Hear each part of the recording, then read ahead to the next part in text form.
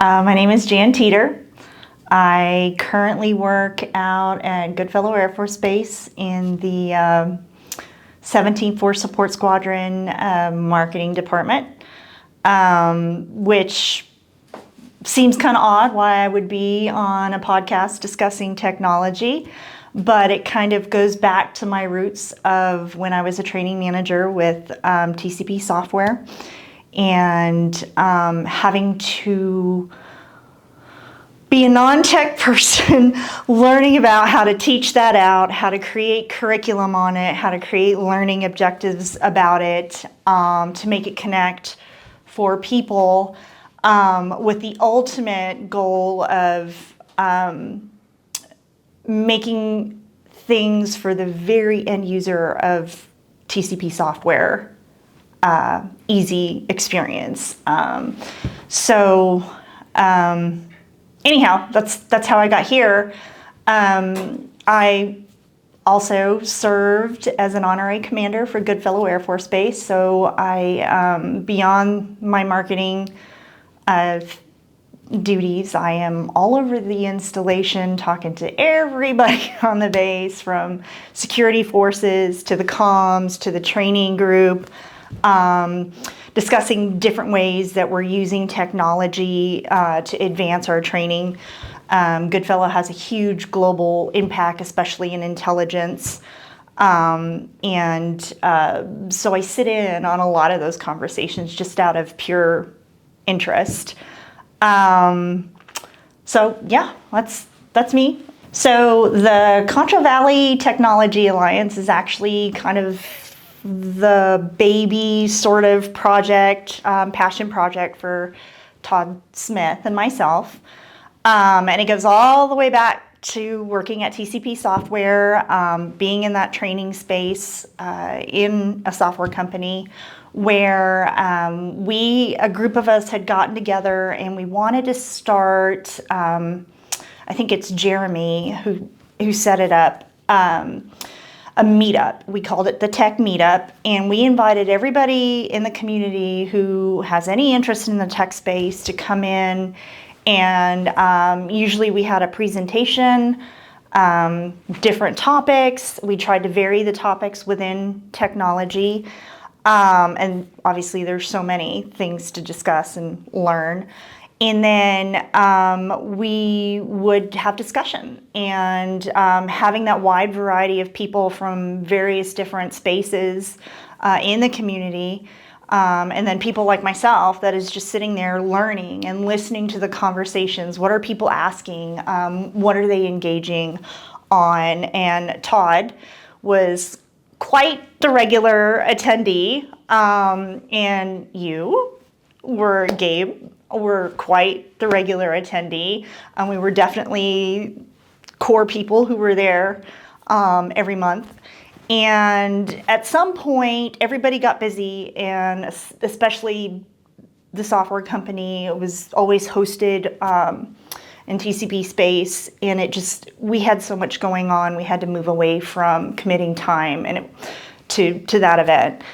And maybe couple years down the road, a few years down the road, we ended up being, probably shortly after COVID, Howard College hosted an industry day. And it was a collective of us in the community, and we got together and they grouped us out by various industries that we were interested in or tied to, like education, manufacturing, and Todd and I were the only two people at the technology table. And at this time, I was in higher education. I was a strategic partnership manager and a campus center director. So my role shifted a little bit, and how I thought about technology and approached technology shifted a little bit. And we just sat there and we're talking. Hey, do you remember those tech meetups? Those were great. Why don't we start that up again? Why can't we? We kind of know the people. We just need to send out invites, and it's just kind of, if you build it, they will come kind of thing. Let's just put it out there and get together and have coffee and discuss. And then, so we did. Groups of us were getting together. Groups of us from those tech meetup days were coming together and having conversations. And then at some point, Todd and I were like, this needs to be an organization. We need to define our mission and vision, and we need to become a Concho Valley resource. Technology is here, it's advancing. How do we make sure that people in the community get the information that they need, the opportunity to ask questions? And so Concho Valley Technology Alliance was born, and we brought in Amanda. So there's the three of us as co-founders. It was her organizing energy. She was really good at setting up our meetings, making them happen, putting it out there, keeping us organized. And from there, we started rolling in other people like you, who were a solid part of that group from the very, very beginning.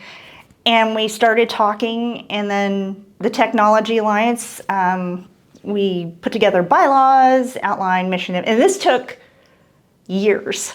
At this point, it truly was an idea that he and I had that we wanted to run with. And then at some point, in order for us to get legs to stand on and to open it up to others, the Chamber of Commerce was kind enough to help us get those legs to stand on, host events where we can talk to people, push out the invites. That's kind of where the conversations continued. And then eventually we got a board together. It's really hard because a lot of us have a lot that we have on our plates, both like in our professional and personal lives. And a lot of us are, community-minded people who are regularly engaged with different groups. And what it looks like in the community is, right now we are holding events, and sometimes they're going to be coffee events, networking events to get people to come together and have conversation. But what we're really trying to do is hold events that provide information. So, for example, when the spaceport feasibility study came up here in the Concho Valley, with collaboration with the Council of Governments and CVTA, we got together and we had someone come talk to us. We had people from the Council of Governments come talk to us about, okay, what is the spaceport feasibility study? What information are they looking for? Why are they looking for that information? We had a panel, and people were able to ask questions, and we had a wide variety of people in the community. And so our goal is to continue to have events like that, whether it's quarterly, maybe two bigger events, two bigger conferences twice a year. One of the things I'm working on right now is putting together a touch-a-truck event for an autonomous vehicle, an autonomous truck, which is driverless, 18-wheeler. My husband works in that space, and we really want to share with the community of all types, to come and check out that, ask questions like, how does this impact employment for drivers? How do first responders interact with these vehicles? How does the public interact with these vehicles? And so that's just an example of one of the topics that we can bring forth and create opportunities to engage and ask questions to the different people involved in those industries. So with data centers, it's a very big, hot topic, and it's really interesting because even though we knew it was coming, we kind of, you see it across Texas, especially, data centers popping up, the conversation popping up. It's was lightning fast when it hit here, and it hit hard in the conversation. It was like literally like a lightning strike. And we as a group discussed it. Our main concern was, number one, even though we're a technology alliance, are we going to take a stance to be pro data center just because we're a technology alliance? We learn from technology. We're trying to be good stewards of the technology coming in. So there was a lot of conversations within our board and our group to include us researching, going to forums, listening to what our civic leaders have to say about it. And then, of course, since we're the Technology Alliance, people want us to, one, share what we know and what we think based on what we've learned. What is the data that we're looking at? I think that people don't realize when they're looking at the kind of in their mind, the physical infrastructure and what that all means coming into the Concho Valley. And they probably relate it strictly to using AI. And that's just kind of, me giving an example of some of the things that I've read.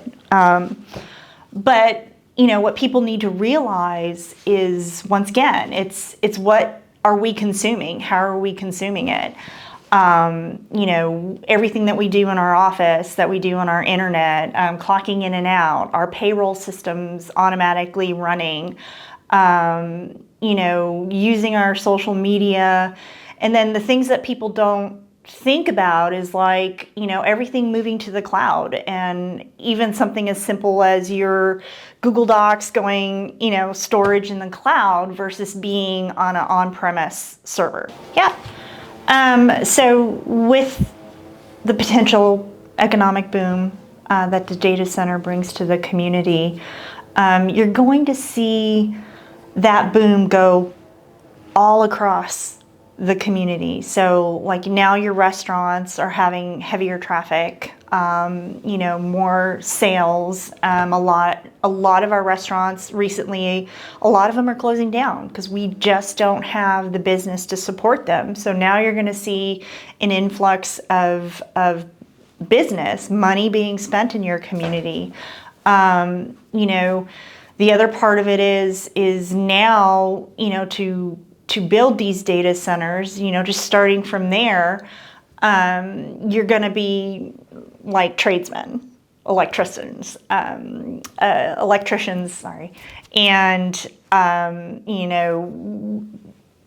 carpenters, people that work with cement, all the things that I don't necessarily know the exact wording for. So all of this will increase. And then, one of the things that when you're working with technology on whatever level, one big concern is employment. So recently a lot of conversation is companies downscaling their human workforce to go with AI.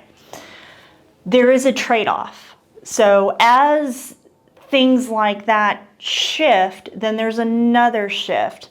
So now you need to upskill your workforce or start training your workforce towards the new jobs that are coming about due to technology. So it just does not magically appear. There's still a human factor behind it. And now we need to take a look at, what is our vocational education look like, even as early as the career technical education that they have in the high schools. You have a lot of young people now who are driven to go towards technology. That's what they know, that's what they understand. And so for them, it's a natural progression into that type of workforce because that's what they're comfortable with. Now, when you have others like myself who are a little older, like Gen X, for example, we're still we're not getting it as quickly maybe as our younger generation, but we're still having to learn it. And it's a big part of our professional lives and our personal lives. And so there's a lot of upskilling. So for example, the Concho Valley Technology Alliance, one of our biggest goals was to generate enough money to offer scholarships. And offer scholarships to young people, offer scholarships to others who need to upskill in order to stay relevant in their field. And a lot of times people miss, because the biggest conversation is AI eliminating jobs, that they miss the fact that there is also job creation and there are different types of jobs.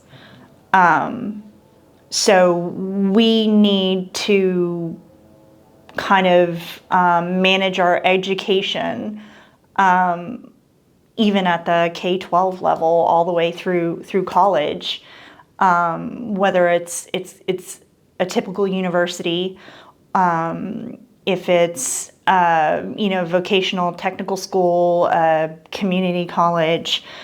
We need to have those conversations and implement those programs to support the workforce that's going to be needed, because it's being created. New jobs, new types of developments are creating. Angelo State and Howard College, I think, are doing a fantastic job of preparing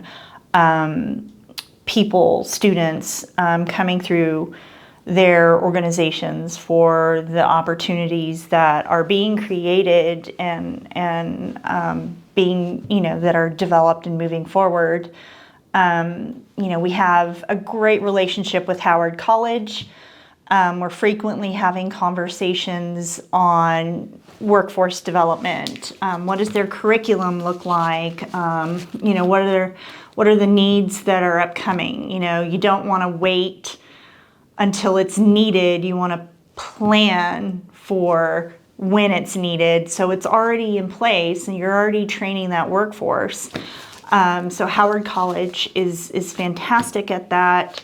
Even the career technical education program at San Angelo ISD, they're already having those shifts in the curriculum, building towards, the technology and the jobs that will be created from it. And then as far as Angelo State, one of the things that really impresses me about Angelo State is they are, I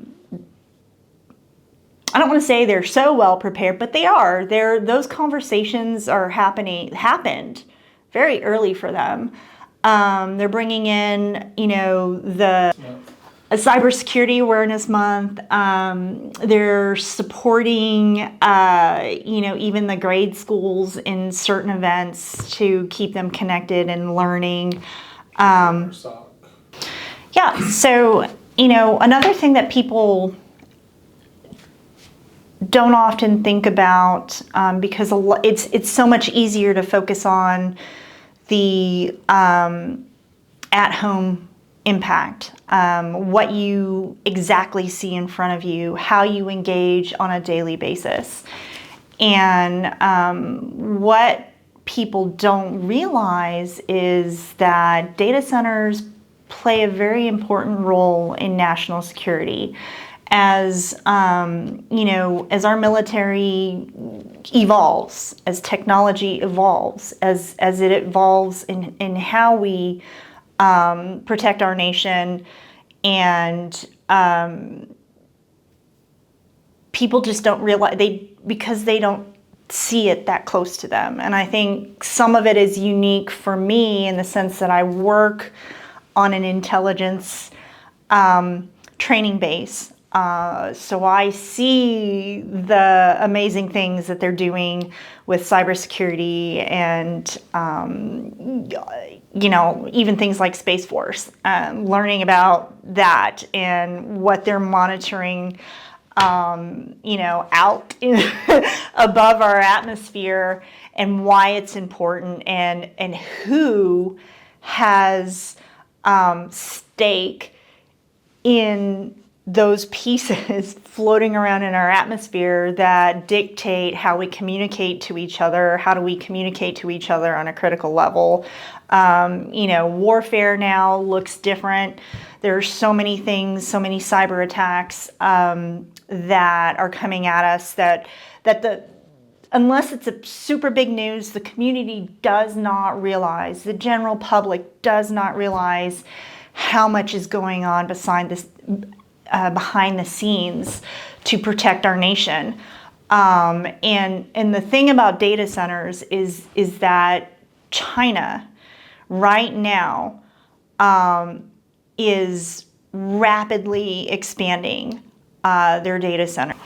So, one of the reasons why this conversation is so important to national security is because massive compute resources make defense possible in the evolution of what it means to defend our country, the ways that we are being attacked, on a daily basis, even if it's foreign entities coming at us personally through our data.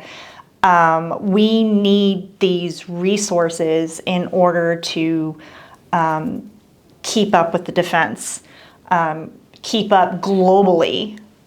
We can't be sitting behind the line worried as other countries are racing towards it, having that, experiencing the hyperscale build of data centers and the technology. So to you, what does hyperscale mean?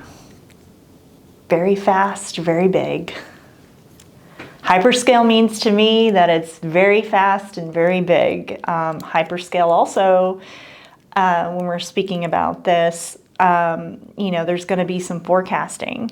You have to kind of follow the data to see how much will you really need. Because one of the biggest things, and this is really big on defense especially, is you can't be building it when you need it. It has to be built and anticipated in advance, because we cannot build when it's needed because it takes time. That infrastructure takes time. That workforce development takes time.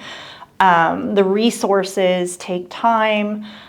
Being good stewards of all those resources and how we do it takes time, takes consideration, takes conversations, and we cannot be building it as we're trying to defend ourselves against other countries who have already put it in place.